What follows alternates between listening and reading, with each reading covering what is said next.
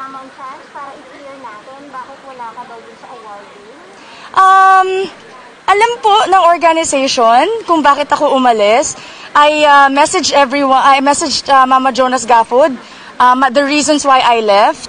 And he said okay. So I'm just really surprised that there was no statement, that there was no message from the organization as to my departure. But you know, with social media, I'm used to it. I'm used to all the comments. So hindi naman po sa akin nakakasama yon. Yun lang po talaga. Nagulat lang ako na walang sinabi from the organization why I left. Although I will be issuing my statement as to why and my reasons why, and I hope it clears up a little bit sa lahat ng mga issues ng mga tao. Syempre, kung walang magtatanggol sa'yo, kailangan pagtanggol mo yung sarili mo. So bakit nga ba? What was your reason?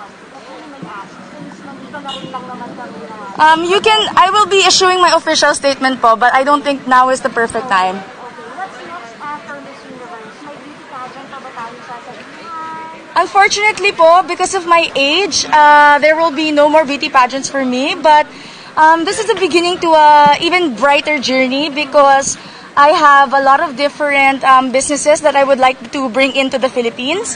And now I have the time to be able to do so.